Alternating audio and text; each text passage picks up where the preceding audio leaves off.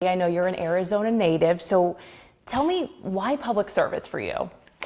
I first got my exposure to public service when I was an intern in college. I interned at the state capitol, and it was my first real exposure to state government. And I just saw an environment where decisions were being made that impacted people like me, and there weren't a lot of people like me that were there making those decisions. And so it got into my blood right away. I knew I wanted to work there. Ended up working there for 5 years, and that led me to go to law school. And after law school, a window just kind of presented itself, and I ended up running, and here I am 10 years later. And now you're trying to make the switch from the Senate to treasurer. Yes. Why? And what do you feel the role of the state treasurer is? I feel really proud about the work I've done in the legislature. I think I've stayed true to the values of the people of Arizona, and I think I fought some really good fights, and we've had some good victories in that sense as well. But what I realized after serving for 10 years is that a lot of those issues, a lot of those things that I've cared a lot about, funding public education, healthcare as a human right, putting justice into our criminal justice system, protecting our planet, our air, our water, all of those issues, you needed money really to advance those issues. And if we didn't have money first, we wouldn't really be able to advance on a lot of those policy issues. So while I was arguing policy, and in some sense arguing money in terms of appropriations of that money, we weren't setting a foundation of the effective management of an investment of that money so that we could have that money to work with in order to advance those issues. That led me to really kind of take a look at the state treasurer's office. Your second question, what can you do in the treasurer's office? I mean, it has three roles. You're the chief banker. You bring in the money, you bank the money, make sure the money goes where it's supposed to go. That part's really an administrative function. You just have to do it professionally and morally.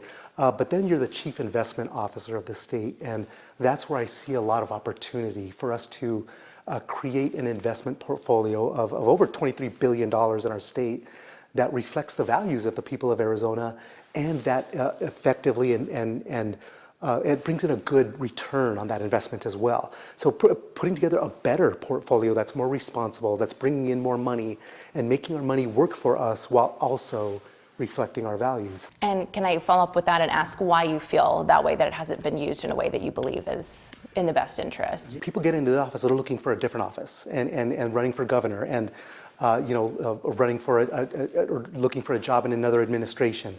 And so this is a stepping stone. This is a parking place. And I think that the people deserve better in this office. And if you use this office to its fullest potential, if you showed up to work every day, there's a lot that you could be doing. You could be advocating for a lot of good use of money, not only from the legislative perspective and how they budget money, how they appropriate money, but the way we receive federal dollars as well, and whether we are using those dollars effectively, whether it's the governor's office, whether it's the legislature, whether it's our other state departments, any use of money in the state of Arizona, the treasurer should be the one speaking out about it, about, hey, here's a right way to do it.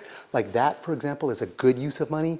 This is a bad use of money. And I think the treasurer should be utilizing that role the same way that our superintendent speaks about public education issues, the same way our attorney general speaks about legal issues, same way our secretary of state speaks about elections issues. The treasurer should be speaking about financial issues in the state of Arizona. One of the number one issues for a lot of people right now is our economy. Yes. And inflation and an exploding housing market. People can't afford to become first-time home buyers. So, I mean, there's obviously only so much you can do as the state treasurer to help combat that, but how would you? Yeah, I think number one is using that platform that you have. I mean, housing is a financial issue. Being able to pay rent or address the rising rent prices every single day, that has an impact on people's personal finances. And that has an impact on our state's finances if people are losing their homes and they're becoming homeless, either temporarily or for a longer period of time. And so because that impacts our economy, I should be speaking out about that. I should be working with the state legislature, working with the governor, working with our members of Congress to find solutions to those problems and to propose solutions.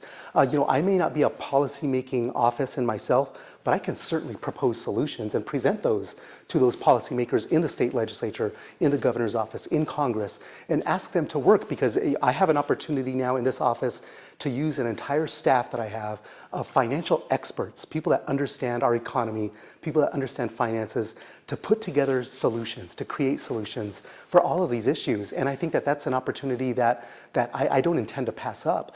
What do you want to add to that conversation? What do you want to say to the voter going out to the polls, that this obviously is something that impacts them, this race? So what do you want to say to them about voting in this race before they head to the polls in November? Yeah, you know, the state treasurer's offices across the nation are becoming critically important right now. The New York Times just did a great article about state treasurer's offices and how the politicization of these offices is becoming a real problem, and how these offices are really being weaponized by extreme politicians. We need to keep that type of weaponization and that type of politicization out of these offices, because that's what's best for your money. This is the people's money that we're working with. This is not my money. I'm going to be protecting your money, and your job is to protect your money. Nobody likes paying taxes, but once you pay taxes, the last thing that the state should be doing is playing politics with it. Thank you so much. I appreciate the conversation.